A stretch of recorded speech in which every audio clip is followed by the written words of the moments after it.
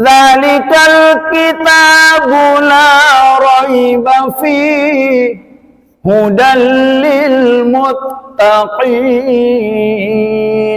Coba itu satu ayat. Dzalikal kitabu, kata Allah, kitab Al-Qur'an ini yang ada di depan kita, yang ada di rumah setiap orang. Kitab Al-Qur'an ini la raiba fihi, la, tidak ada raiba, keraguan, fihi, di dalamnya. Maksudnya isinya Al-Quran itu nggak ada keraguan.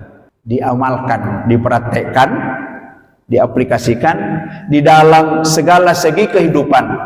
Karena Islam ini ajarannya Masya Allah, tidak ada aktivitas manusia dalam kehidupan sehari-hari, mulai kita dari bangun sampai tidur kembali, nggak ada yang tidak diatur dalam Islam, semuanya diatur. Tapi kalau kita tidak mempelajarinya, ya nggak mendapatkan apa-apa. Kegiatan Islam ini harus didukung, harus dibela. Kalau antara satu masjid dengan masjid yang lain saling mendukung, ada kerjasama antara majelis taklim yang lain, antara pesantren yang satu dengan pesantren lain, antara perguruan ini satu itu, waduh, cepatlah kita. Wong kita punya potensi. Cuman selama ini orang Islam masih sering gontok-gontokan, sering bersaingnya, saling menjatuhkan, ya, tidak saling mendukung. Padahal salah satu ciri orang-orang beriman yang imannya benar itu harus antara saudaranya dengan saudara dimanapun harus kita saling mendukung. Meremehkan belajar, seolah-olah belajar itu nggak penting. Ciri-ciri orang yang meremehkan belajar, sudah tahu di masjid ini ada pengajian setiap hari ini, habis sholat assalamualaikum, assalamualaikum, langsung melayu pulang ke rumah nonton TV. Itu berarti meremehkan belajar. Ini nanti di akhirat paling belakangan masuk surga.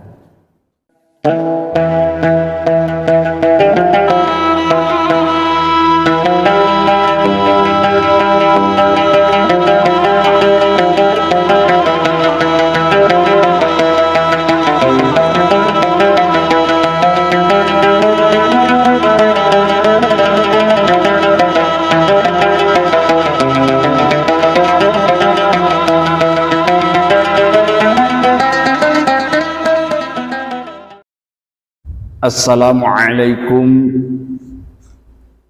warahmatullahi wabarakatuh.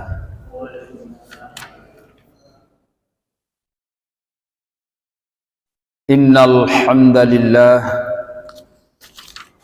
wassalatu wassalamu ala Rasulillah wa ala alihi wa sahbihi wa mawalah. La haula wa la quwata illa billah. Amma ba'du, qala Allah subhanahu wa ta'ala fil Qur'anil Karim wa huwa asdaqul qailin. A'udzu billahi minasy syaithanir rajim.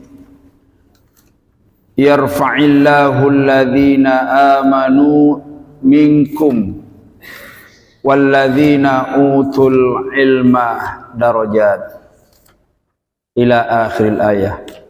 Shadaqallahul azim. Ma'asyiral muslimin, bapak-bapak dan ibu-ibu jamaah salat maghrib maupun salat isya yang dirahmati Allah dan yang kami hormati. Alhamdulillah, dengan rahmat dan izin Allah Subhanahu wa taala, sampai pada malam hari ini kita semua masih tetap diberikan karunia, rahmat dan nikmat Allah Subhanahu wa taala, terutama berupa nikmat kesehatan baik jasmani maupun rohani kita, sehingga kita bisa melaksanakan salah satu perintah Allah yang sangat luar biasa, ialah kita menunaikan sholat maghrib secara berjamaah, dan insya Allah nanti akan dilanjutkan dengan sholat isya juga dengan cara berjamaah. Di antara sholat maghrib dan isya ini, alhamdulillah kita bisa memanfaatkan waktu yang sangat berharga untuk melakukan pencerahan, belajar bersama-sama, mempelajari dan mengkaji petunjuk-petunjuk Allah yang ada dalam kitab suci Al-Quran, maupun tuntunan-tuntunan yang telah dirintis dan dicontohkan oleh Rasulullah sallallahu alaihi wasallam beserta para sahabat-sahabat beliau yang tertera di dalam sunnah-sunnah yang ditinggalkan kepada kita. Mudah-mudahan Allah Subhanahu wa taala selalu memberikan kemudahan kepada kita sekalian untuk memanfaatkan sisa kehidupan yang tinggal sedikit ini, yakni kita mempunyai kewajiban untuk senantiasa mempelajari Islam, mengamalkan Islam, mendakwahkan Islam, membela Islam, dan seterusnya. Untuk itu maka kajian kita pada malam hari ini, insya Allah kewajiban-kewajiban kita terhadap Rasulullah sallallahu alaihi wasallam atau terhadap Nabi pilihan Allah Subhanahu wa taala kita cukupkan dengan 4 kali pertemuan. Insya Allah malam hari ini kita akan pindah ke pokok bahasan atau tema yang lain supaya jelas enaknya kita tampilkan temanya di sini.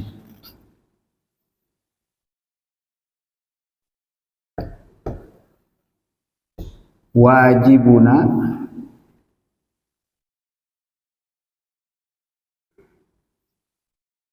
alal Islam.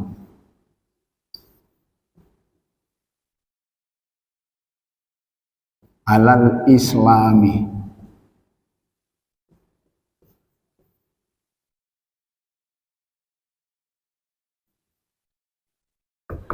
Ya. Wajibuna artinya beberapa kewajiban atau kewajiban-kewajiban kita sebagai orang muslim itu memiliki beberapa kewajiban terhadap Islam.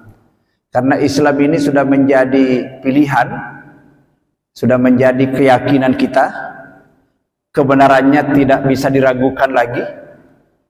Kita berislam mungkin semenjak lahir, bahkan semenjak di dalam kandungan dan sampai sekarang. Hanya saja di dalam perjalanan kehidupan kita, kalau tidak ada rasa peduli terhadap Islam ini, ya kita nanti sampai mati akan begini-begini.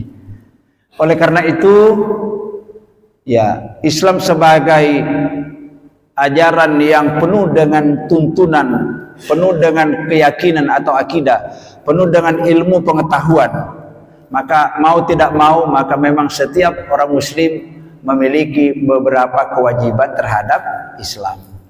Kita akan tampilkan di sini apa saja kewajiban setiap muslim terhadap Islam. Yang pertama adalah ta'alimul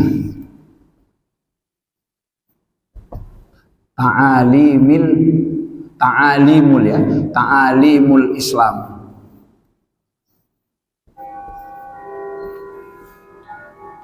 Ta'alimul Islam. Yang kedua, ya, tatbiqul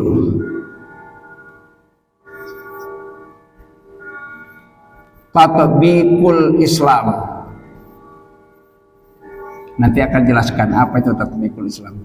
Tatbiqul Islam. Yang ketiga, dakwatul Islam. Dakwatul Islam. Yang keempat, tatwirul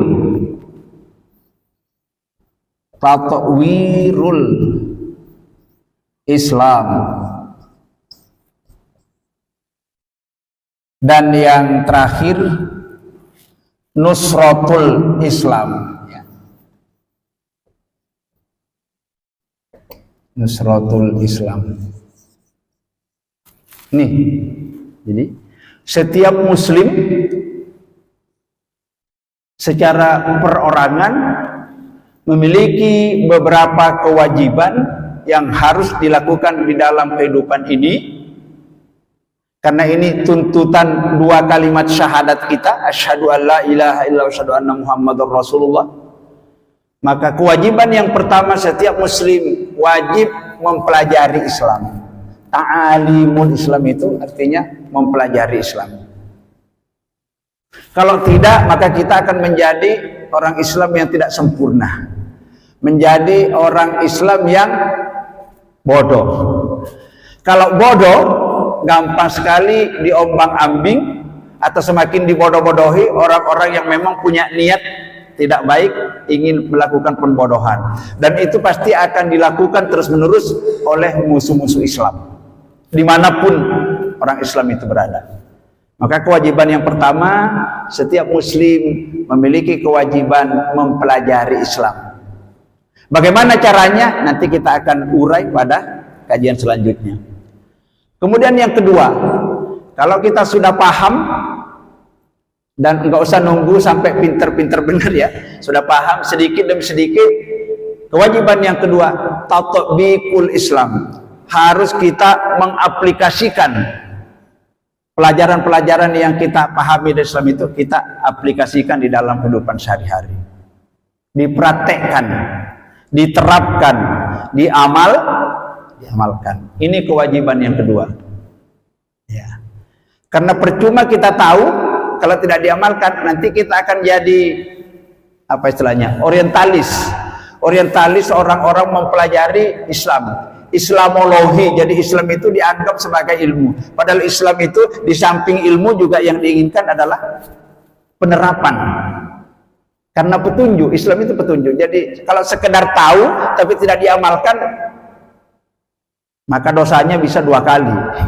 Mendingan orang yang tidak tahu. Kalau orang sudah tahu tidak diamalkan, maka dosanya 2 kali lipat. Tapi jangan berkata kalau begitu nggak usah tahu aja, timbangannya dosa, salah juga, ya.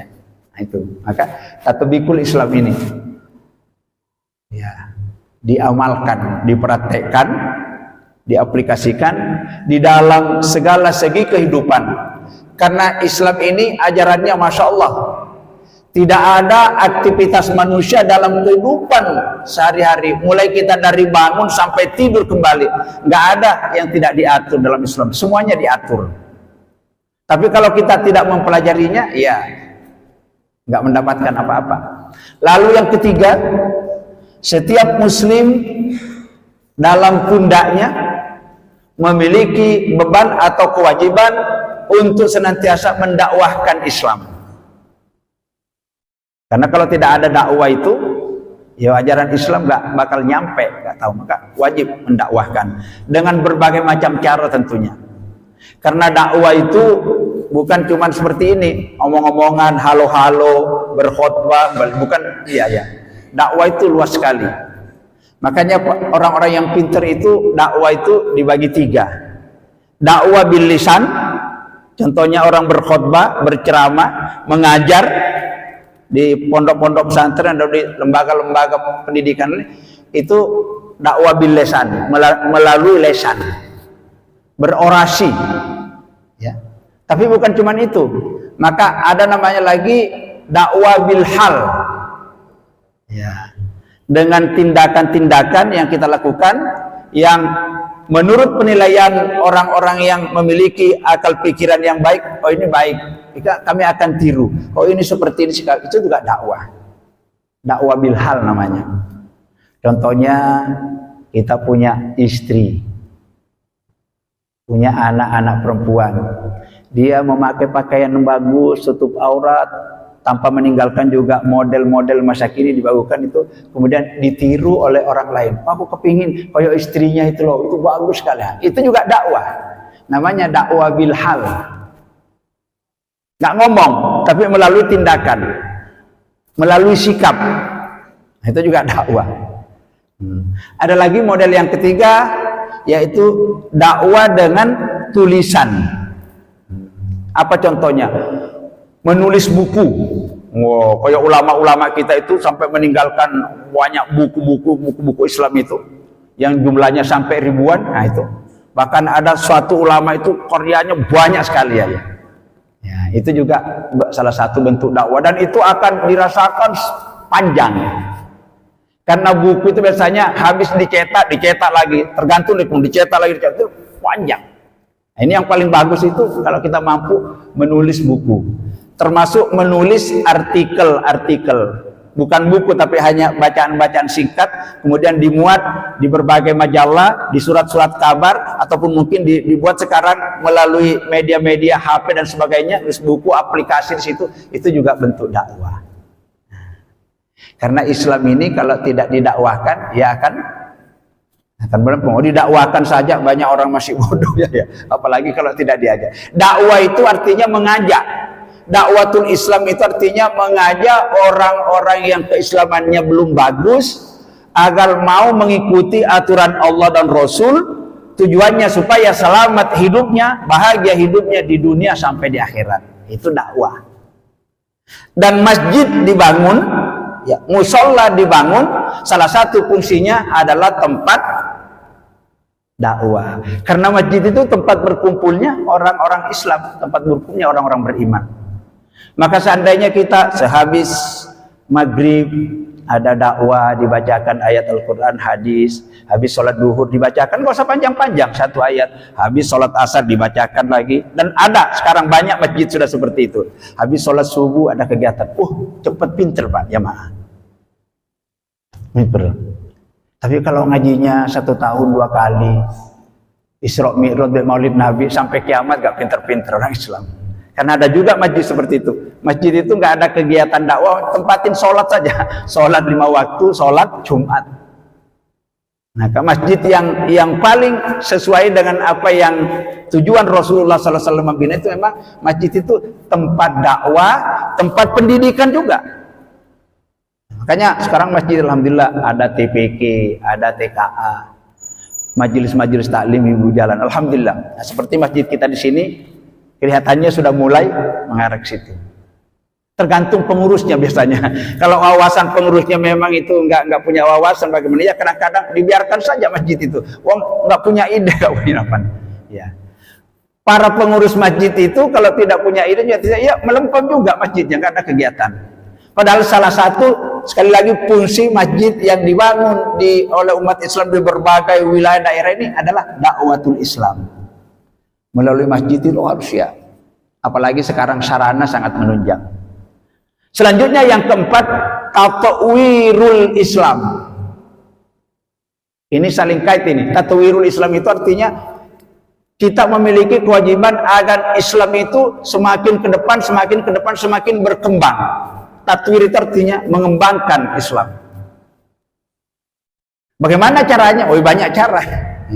Perekonomiannya ditoto dengan rapi. Kalau bisa jangan lagi praktek-praktek yang banyak anak no duit itu loh. Nggak bahagia dunia akhirnya.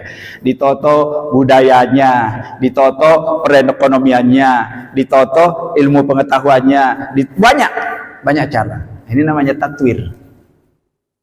Karena kalau umat Islam itu melempem, nggak ada kegiatan, nggak bisa Islamnya begini begitu. Mulai dari dulu mbak kita itu terus itu. Makanya harus ada upaya tatwir. Mengembangkan. Siapa yang mempunyai kewajiban untuk mengembangkan? Ya kita ini. Kita. Mulai secara pribadi, kemudian kita secara jama'i, ya. Jama'i itu contohnya kita ini melalui masjid-masjid, melalui lembaga-lembaga, majelis taklim, majelis banyak cara. Ya. Siapa yang harus mengembangkan? Nggak mungkin orang non-Islam yang mengembangkan, nggak mungkin lah. Orang-orang yang bukan Islam itu malah dirongrong kalau bisa Islam itu lenyap dari bumi Indonesia ini. Maka siapa yang mempunyai kewajiban untuk mengembangkan? Ya kita sendiri. Kalau bukan kita, siapa lagi? Kalau bukan sekarang, iya, ngenteni mati kita ya nanti salah. Jadi rumusnya kalau bukan kita yang mengembangkan Islam ini agar tetap berkembang memiliki kemajuan, siapa lagi? Kalau bukan sekarang, kalau bukan di masjid, ya masjidlah dulu dikembangkan. Itu dulu. Ya, nanti dari masjid berkembang itu ya. Ya. Orang Islam ngurusin RT, ngurusin PKK, ngurusin RW, ngurusin kelurahan, ngurusin kecamatan, ngurusin kabupaten, ngurusin provinsi, ngurusin menteri. Kalau itu seragam paku, cepat Islam berkembang. Apa mungkin tergantung. Kalau umatnya memang memiliki kemauan, pasti diberikan jalan keluar oleh Allah. Tapi kalau tidak ada upaya, senengnya kayak gini-gini terus kita ya. Umat Islam senang hidup perpecahan. Kalau diajak bersatu, saling menyalahkan, saling menjatuhkan, saling menjelek-jelekkan, saling menzalimi, ya nggak bisa. Ujung-ujungnya Islam akan hancur. Ini. Lalu yang terakhir, nusratul Islam. Islam ini kalau tidak dibela akan hancur. Harus dibela. Makanya dalam Islam itu ada namanya ajaran jihad. Ya. Wajib itu. Jadi iman, hijrah, jihad. Ini satu rangkaian. Iman, hijrah, jihad. Tidak sempurna iman seseorang kalau tidak berhijrah. Tidak ada hijrah tanpa jihad. Oh, jihad itu luas artinya. Bisa berarti pertama itu bersungguh-sungguh mempelajari, mengamalkan dan membela Islam. Karena Islam itu pasti ada saja orang-orang yang ingin merongrong, ingin merusak, gak senang kalau Islam itu hidup. Banyak. Baik dari kalangan orang Islam sendiri. Kalau ada orang-orang Islam sendiri gak senang terhadap kemajuan Islam, itu namanya Islam munafik. Kalau enggak Islam fasik lah munafik. Ada pengajian dibubarkan, saya membubarkan orang Islam. Islam apa itu? Mestinya harus didukung. Ini dukung. Nusrah itu artinya harus didukung. Kegiatan Islam ini harus didukung, harus dibela. Kalau antara satu masjid dengan masjid yang lain saling mendukung, ada kerjasama antara majelis taklim yang lain, antara pesantren yang satu dengan pesantren yang lain, antara perguruan ini satu itu, waduh, cepatlah kita. Wong kita punya potensi.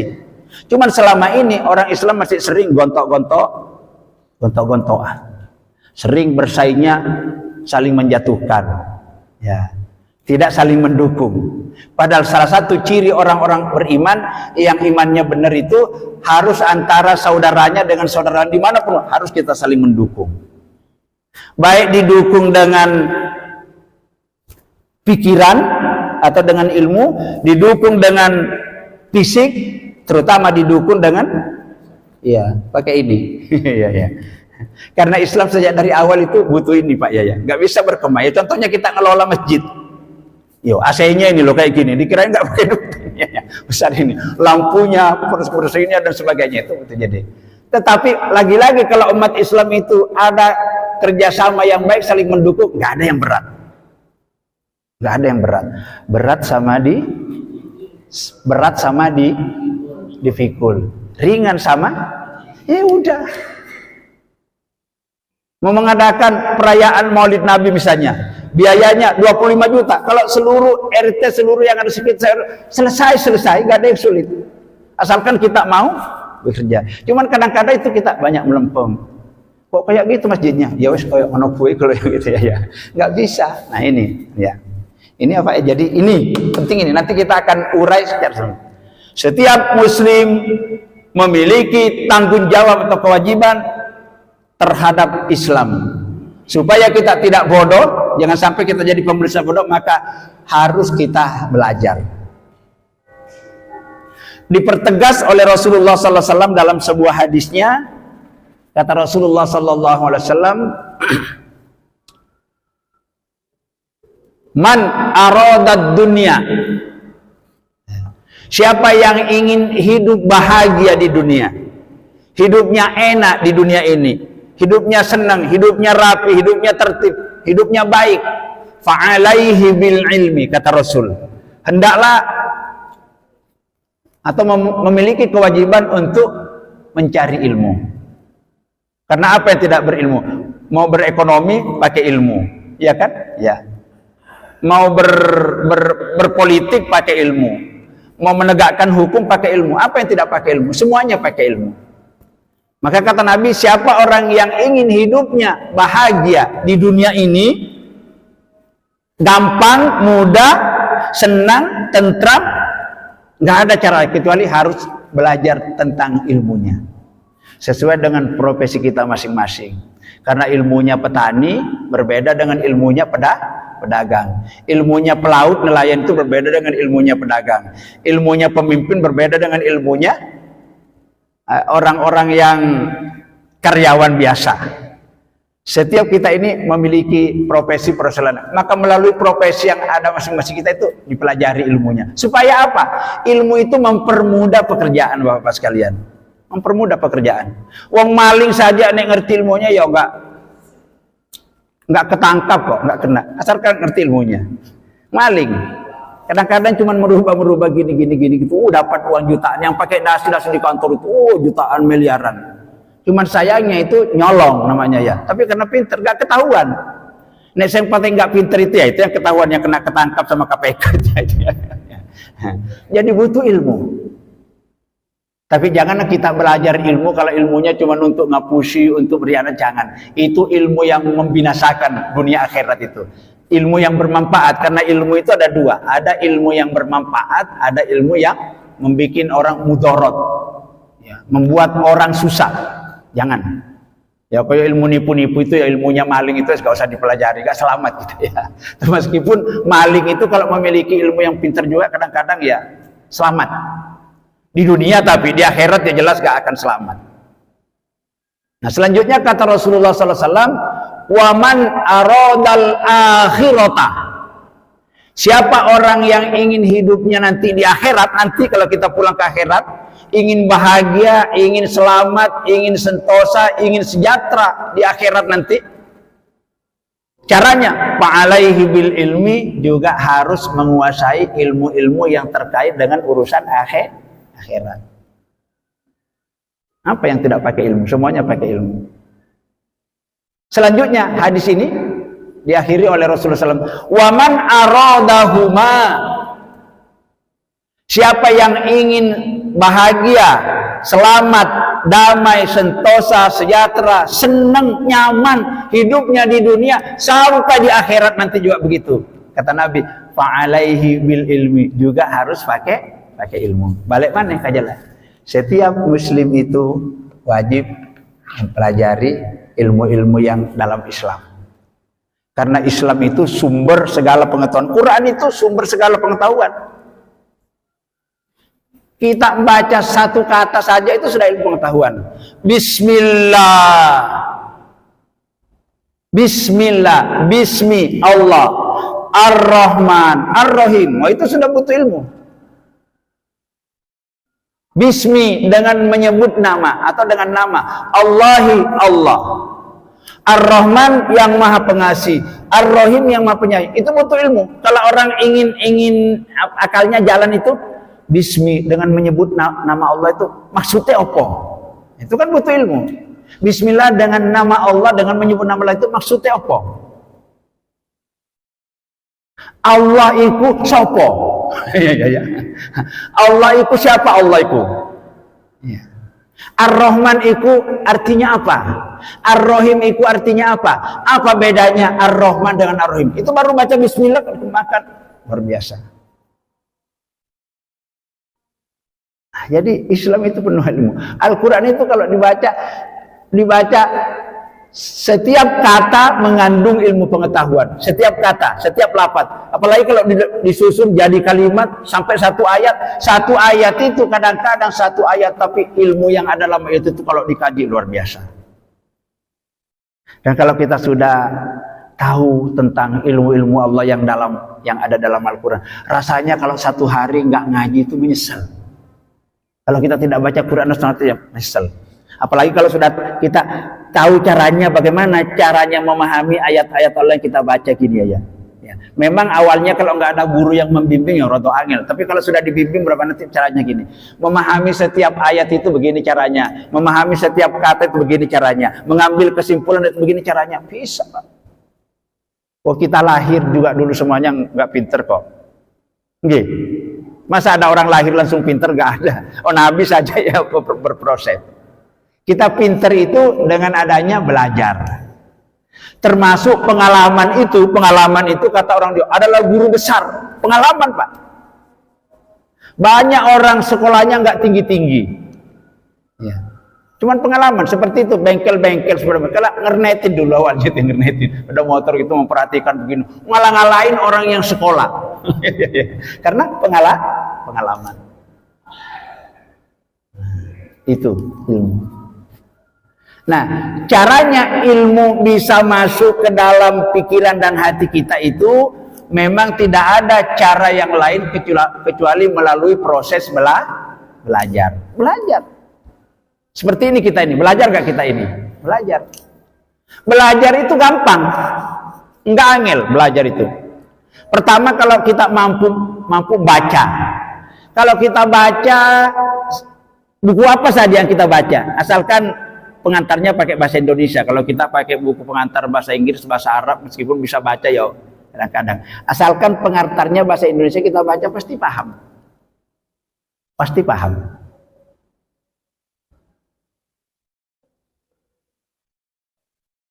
Ayam makan beras. Terus diacak-acaknya. Beras ayam makan. Makan beras ayam. Mana yang benar? Berarti yang benar itu ayam makan beras. Nggak mungkin beras makan ayam. Kalau asalkan kita mau berpikir. Nah, itu kalau kita membaca nanti pelan-pelan membacanya, waduh, Al-Quran indah sekali. Dzalikal kitabu la raiba fi hudal lil muttaqin. Coba itu satu ayat. Dzalikal kitabu, kata Allah, kitab Al-Quran ini yang ada di depan kita, yang ada di rumah setiap orang, kitab Al-Quran ini la raiba fihi, la, tidak ada raiba, keraguan, fihi, di dalamnya. Maksudnya isinya Al-Quran itu nggak ada keraguan. Beda dengan karangan-karangan buku-buku yang lain, itu mungkin penuh dengan keraguan karena itu karangan manusia. Quran ini bukan manusia yang ngarang, wahyu Allah. Cuman memang awalnya manusia yang nulis, tapi mula-mulanya itu melalui wahyu, melalui perantaraan malaikat Jibril. Malaikat Jibril menyampaikan kepada Rasulullah, karena Rasulullah itu orangnya sangat cerdas, nggak ada manusia di dunia seperti Rasul. Kadang-kadang Jibril baru menyampaikan, disalib malah sama Rasulullah, saking cerdasnya Rasulullah itu. Dan begitu Rasulullah dibacakan oleh malaikat Jibril, langsung lengket di hatinya. Koyok kaset itu loh Pak, koyok flash di situ. Cerdasnya Rasul. Nggak kayak kita sekarang diterangkan, nanti setelah 1 jam udah hilang. Rasul itu biar berbulan-bulan, berhari-hari ayat dibaca, begitu dihafal enggak? Iya, ya namanya memang manusia pilihan. Maksum, terbebas dari dosa. Kenapa kalau kita belajar kok ilmunya cepat hilang? Keakian dosa. Ilmu itu kalau terlalu banyak dosa, kadang-kadang masuk telinga kanan, kiri, banyak dosa kita. Dari mana dosanya? Enggak mari-mari ngerasani wong liya. Liya nek dirasani apa dirasani lah. Ini yang membuat ilmu enggak? Nah, jadi melalui membaca. Ilmu itu pertama melalui kegiatan membaca. Enggak mampu membaca, mungkin terbatas waktunya, terbatas juga kemampuan membacanya, ya. Maka cara yang kedua, banyak mendengar. Banyak mendengar, ilmu pasti akan masuk Pak. Banyak mendengar seperti ini.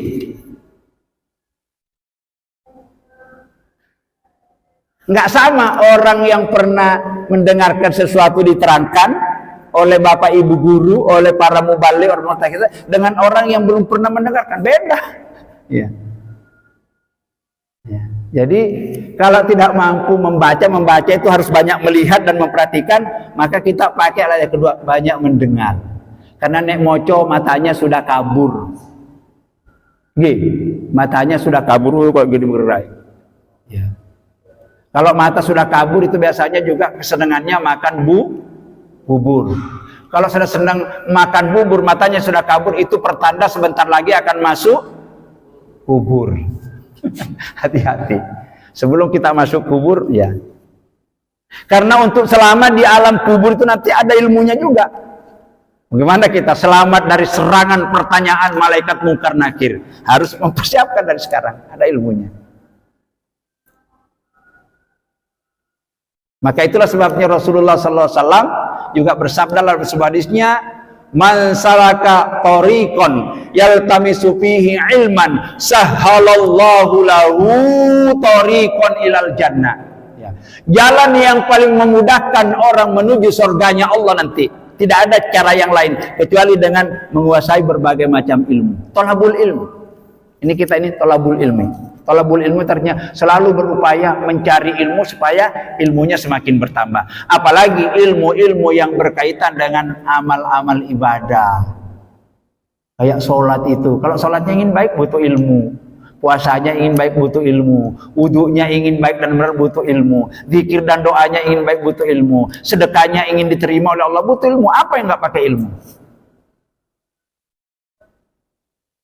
Ilmu akan masuk tadi yang pertama melalui kegiatan membaca. Nggak mampu karena keterbatasan penglihatan, keterbatasan juga kemampuan memahami teks-teks atau buku-buku yang dibaca, nggak mampu, maka gunakan cara yang kedua, banyak ya seperti ini, Majelis Taklim. Makanya dakwah itu nggak boleh berhenti, Pak. Karena paling gampang itu banyak mendengar. Apakah kita mendengar langsung kayak gini? Sekarang semakin mudah. Setel HP-nya, putar berbagai macam mubalik yang ada di Indonesia. Tidak ada yang tidak terekam sekarang. Nggak ada. Mulai dari bahasa Jawa, bahasa Banjar, bahasa Madura, bahasa Bugis, bahasa Makassar, ada semua. Ya, kalau kita nggak bisa bahasa Madura, jangan setelnya bahasa Madura, nggak ngerti. Ya, sesuai dengan kapasitas kisah. Ada, Pak. Kalau kayak gini saya menyampaikan secara langsung, tapi di sini juga bisa. Ada Adi Hidayat, seorang dai muda Pelaton luar biasa ilmunya. Ngapal hadis sama Al-Quran wis ngelontok. Sak nomor-nomornya sak baris ini kayak gini, luar biasa. Belum pernah ada mubalik di Indonesia menemukan seperti cerdasnya Adi Hidayat. Mungkin mbahnya dulu mbak bapak nggak pernah makan barang haram itu mungkin kayak gitu ya. Kalau orang-orang yang nggak cerdas itu biasanya itu tanda-tandanya kebanyakan makan barang haram sama bapaknya, anak-anaknya. Mungkin Adi Hidayat cerdas bener. Ada Ustadz Abdul Somad yang dari Riau itu ya. Di Indonesia, di Jawa apalagi, ya. Mau cari yang lucu, mau cari yang serius ada lagi, ya. Banyak. Ini kita gratis lagi, buka gratis. Saking gampangnya orang belajar Islam. Belum lagi di HP juga aplikasi buku-buku agama seperti kitab hadis 9, Sahihul Bukhari, Sahihul Muslim, Sahih Sunan Abu Dawud, semuanya masuk HP sekarang. Yang andaikan kitab itu disusun dari sini sampai ke sana itu enggak menilai. Bisa masuk HP, dibuka langsung ada artinya. Jadi sekarang ini kalau orang mau bodoh itu kenemenan menurut saya, memang enggak mau belajar. Belum di TV, ya. Radio sekarang itu enggak pakai usung. Ya. Sekarang yang paling luar biasa hampir dipertuhan oleh manusia ini HP ini. Paling banyak menyita waktu. Ya gak apa-apa, tapi kalau kita gunakan HP untuk belajar ya jangan kok orang tua kok lihat game kayak arek cili, buang-buang umur itu ya. Yang selanjutnya, dari mana ilmu itu bisa datang? Nah ini ya, tadi yang pertama banyak membaca, nggak mampu banyak mendengar. Ada yang ketiga lagi, banyak bertanya. Penting itu Pak bertanya. Maka saya kalau ngaji-ngaji kayak ini selalu kasih kesempatan. Satu yang bertanya, yang lainnya ikut dengar semua, ya kan? Banyak bertanya. Cuman orang bertanya itu ada 3 macam. Ya, saya jelaskan. Orang bertanya itu ada 3 macam. Pertama, ada orang bertanya karena memang benar-benar nggak tahu. Penting. Dengan bertanya nanti lama-lama akan jadi tahu. Bahkan akan jadi pinter. Banyak bertanya. Yang kedua, ada orang bertanya ilmu yang diketahui itu masih remeng-remeng. Iki yang saya ketahui kira-kira benar apa salah, kok ustaz yang begini mengadakan gini, ustaz yang begini mengadakan ini, mana yang benar ini, ragu-ragu dia bertanya. Ini juga bagus, ingin nyocokkan ilmu pengetahuan yang diketahuikan masih ragu-ragu, ingin dicocokkan bertanya kepada orang-orang yang memang dirasa menguasai. Ini juga bagus. Pertanyaan yang tidak bagus dan itu dosa, ngetes ustaznya. Sudah tahu dia tapi ustaznya dites, itu dosa. Dan saya kalau ada orang ngetes kayak gitu sudah tahu, ini nanya, ini ngetes ini, pada sudah tahu ya. Itu jangan, nggak perlu. Jadi yang paling itu bertanya karena memang nggak tahu persoalan. Yang kedua bertanya karena masih ragu-ragu dengan ingin nyocokkan supaya semakin yakin. Yang ketiga bertanya ngetes guru atau ustaz, DOSA. Maka sekarang silakan bapak-bapak kalau mau bertanya, silakan, masih ada waktu. Monggo Pak Sapa. Monggo Pak Samsul. Abah Kholik. Ada pertanyaan, Abah Kholik? Bapak-bapak yang lain? Cukup jelas? Nah, oke. Cukup jelas. Jadi saya tadi banyak masih di sini ya, masih baik ini ya. Ta'alimul Islam. Pokoknya besok orang kalau mati ya, banyak kewajiban-kewajiban yang lakukan dan itu banyak menimbulkan kekeliruan sehingga melaksanakan ibadahnya di waktu hidup di dunia itu banyak yang asal-asalan, tidak sempurna, bahkan amburadul. Itu nanti kalau ada harapan masuk surga juga ujung-ujungnya, tapi paling belakang. Ngantrenya itu mungkin sampai bertahun-tahun baru masuk surga. Kenapa? Gara-gara waktu hidup di dunia itu meremehkan yang namanya belajar. Meremehkan belajar. Seolah-olah belajar itu gak penting. Ciri-ciri orang yang meremehkan belajar, sudah tahu di masjid ini ada pengajian setiap hari ini, habis sholat assalamualaikum, assalamualaikum, langsung melayu, pulang ke rumah nonton TV itu berarti meremehkan belajar. Ini nanti di akhirat paling belakangan masuk surga. Mau kita seperti itu ya? Tapi kalau kayak bapak-bapak ini insya Allah mudah-mudahan nanti kita paling duluan. Orang yang gemar nanti lu itu insya Allah didahulukan oleh Allah, akan diangkat derajatnya. Allah yang ngomong, orang-orang yang berilmu itu, apalagi ilmunya didasari dengan iman kepada Allah, paling tinggi derajatnya di sisi Allah.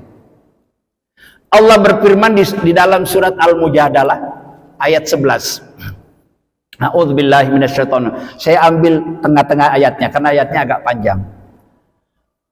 Yarfa'illahu alladhina amanu minkum walladzina utul ilma darajat.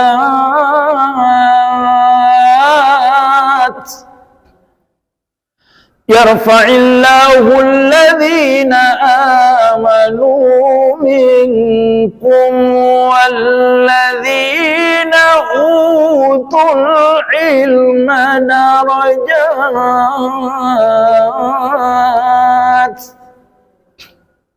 Yarfa'illahu, Allah akan mengangkat derajat, kedudukan, pangkat. Nah, itu kira-kira kalau dilihatkan, Allah akan mengangkat derajat, kedudukan, pangkat. Siapa dia? Alladzina amanu, orang-orang yang beriman. Orang-orang yang beriman yang terus-menerus berupaya untuk mengembangkan keimanannya, mempertahankan keimanannya, sehingga menjadi betul-betul orang yang berimannya iman yang benar tanpa bercampur dengan kesyirikan. Karena yang merusak iman itu adalah kesyirikan. Seperti itu, oleh Allah akan diangkat derajatnya. Baik ketika hidup di dunia, lebih-lebih nanti tatkala pulang ke akhirat. Orang beriman itu tidak akan hina di mata Allah Subhanahu. Diangkat derajatnya. Satu, orang-orang beriman pasti diangkat derajatnya oleh Allah. Walladzina amanu. Yang kedua, orang-orang yang akan diangkat derajatnya oleh Allah.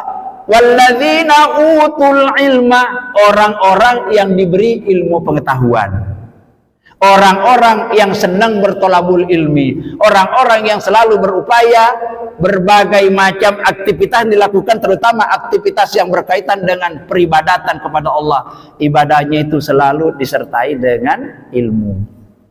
Jadi bukan ilmu jare orang Jawa. Sampean kok wudhunya kayak gitu, jare. Ya. Sampai kok sholatnya kayak itu jare. Ya. Ya. Jare wong Madura. Sampai mak wudhu pada dia encakna deh ya. Sampai sholat pada dia sholat encakna. Encakna itu kalau bahasa Madura, kalau orang Jawa bilang jare.